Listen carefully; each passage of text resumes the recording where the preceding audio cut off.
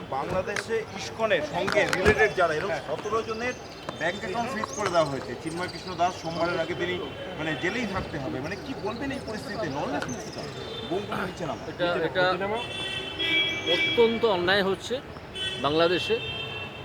বাংলাদেশ সরকার এই নিয়ে বিশেষ কিছু করছে বলে মনে হচ্ছে না, প্রথম। দ্বিতীয় হচ্ছে, এই যে ইউনুস, ইনি নোবেল শান্তি পুরস্কারের জন্য একটা নোবেল শান্তি পুরস্কার পেয়েছিলেন। আমার মনে হয় এই ইউনুস যেভাবে বাংলাদেশকে গত প্রায় 90 দিন ধরে চালাচ্ছেন, একটা সম্পূর্ণ বেআইনি সরকার চলছে। কারণ তাদের প্রধানমন্ত্রী পদত্যাগ করেননি এখনও, সে তিনি যেখানেই থাকুন। এবং যেভাবে তার ওই একটা অস্থায়ী সরকার মতো তিনি গঠন করেছেন, তার হেড হয়েছেন, তাতে যেভাবে অন্য ধর্মের ওপর, বিশেষত হিন্দু ধর্মের ওপর যে আক্রমণ চলছে, তাতে আমি মনে করি নোবেল কমিটির এই মুহূর্তে তার নোবেল পুরস্কার ফিরিয়ে নেওয়া উচিত।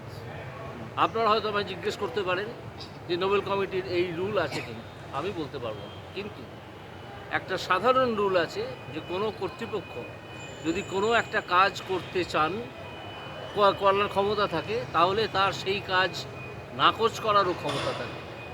সেই প্রিন্সিপালের ওপর ভিত্তি করে আমি দাবি করছি নোবেল কমিটি এই মুহূর্তে ইউনেসের নোবেল পুরস্কার ফেরত নিয়ে নিক।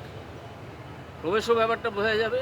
আন্তর্জাতিক পরিস্থিতি সবাই নজর রাখছেন, সব দেশ, এবং এই অসভ্যতা চলতে পারে না, প্রথম। দ্বিতীয় হচ্ছে, যাকে অ্যারেস্ট করা হলো প্রথম দিন, তাকে অন্যান্য সাধারণ অপরাধীদের সঙ্গে রাখা হয়েছে। কোনো সভ্য দেশে এরকম হয় বলে আমি শুনিনি। এরা যে কোনো সময়, কালকে আমাদের এখানে যিনি ইসকনের আছেন, তিনি আশঙ্কা প্রকাশ করেছেন যে তাকে যে কোনো সময় মেরে ফেলা হতে পারে, চিন্ময়ানন্দ।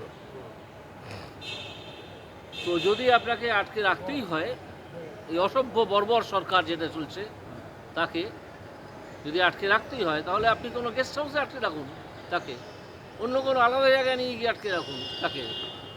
যখন আদবানিকে অ্যারেস্ট করেছিল বিহার সরকার, আপনাদের অনেকেরই হয়তো মনে আছে, আমাদের লালকৃষ্ণ আদবানিকে রথযাত্রা নিয়ে, তখন তাকে তো একটা গেস্ট হাউসে রাখা হয়েছিল।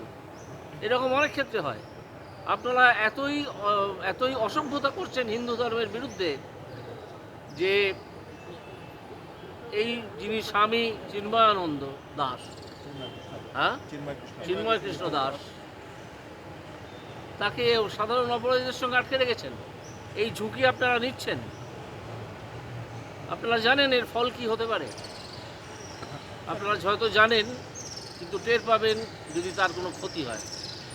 এবং হিন্দুদের ওপর এই আক্রমণ আমি তীব্র নিন্দা করছি। এবং এই ধরনের আক্রমণ, আমার কথাটা শেষ হয়নি, এবং তীব্র নিন্দা করছি। এবং যারা এই আক্রমণ চালাচ্ছেন, তারা জেনে রাখুন পৃথিবীর বিভিন্ন দেশে তাদের ধর্মীয় সম্প্রদায়ও আছে, তারা মিলেমিশে থাকে, যেমন আমাদের ভারতবর্ষ।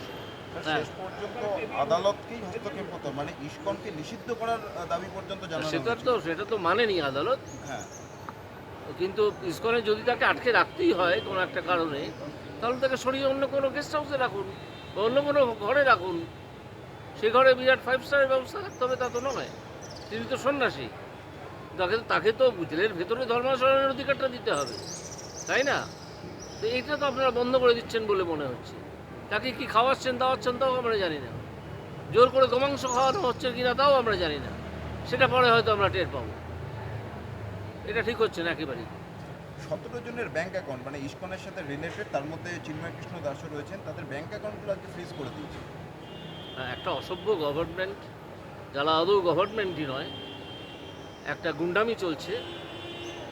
এবং সেনাবাহিনী এখনও কোনো প্রত্যক্ষ ভূমিকা নেয়নি, যদিও অনেকে আশঙ্কা করছেন যে একটা সেনা অভ্যুত্থান হয়ে যেতে পারে যে কোনো সময়। আমি জানি না হবে কি হবে না, সে হোক বা নাই হোক, তাদের কাছ থেকে আমরা এর চেয়ে আর কি বেশি প্রত্যাশা করব। একজন স্টেটের হেড, যিনি নোবেল শান্তি পুরস্কার পেয়েছেন, তিনি এটাকে সামলাতে পারছেন না। যদি না পারেন তো ছেড়ে দিন, আর তার নোবেল পুরস্কারটা খারিজ করা হোক, কেড়ে নেওয়া হোক, কেড়ে নেওয়া হোক। বিধানসভায় এই নিয়ে আজকে বিজেপি বিধায়করা যখন বলতে ওঠেন তাদেরকে থামিয়ে দেওয়া হয় এবং তুমুল হইগট্টগোল হয়। বিজেপি বিধায়করা শেষ পর্যন্ত ওয়াকআউট করতে হয়। হ্যাঁ, তো তাদেরকে থামিয়ে দেওয়া হবে তো। মমতা গভর্নমেন্ট কী করে আপনারা দেখতে পাচ্ছেন না? মমতা গভর্নমেন্ট কী করে?